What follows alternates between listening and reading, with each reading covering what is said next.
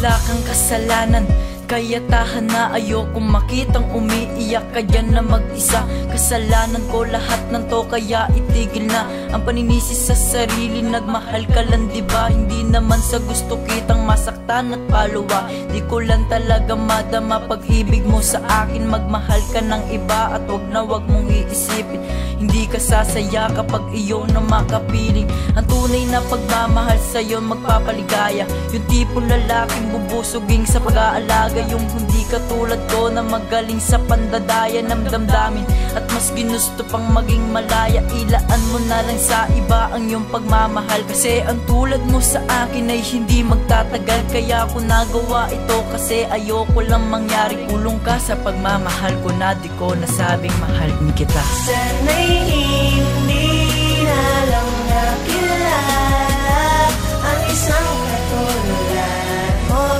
at pipinagtago.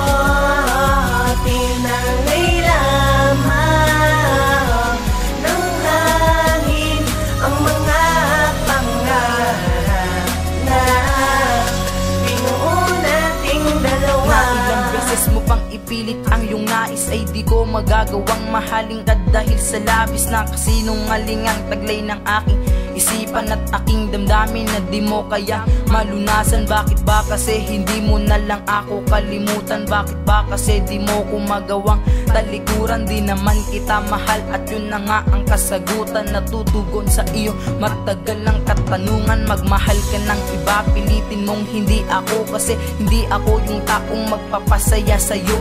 At patawad na rin kung sa'yo di ko napadama ang tunay na pagmamahal nung tayo pa ay nagsasama. At sana mapatawad mo ang katulad ko, sapagkat di ko sinasadyang saktan ng katulad mo. Kaya heto ako ngayon nagsisisi sa nangyayaring, at wag mo nang ipagtulakan ang sariling mahalin ako. Sana'y hindi na lang nakilala ang isang katulad mo at di pinagtago.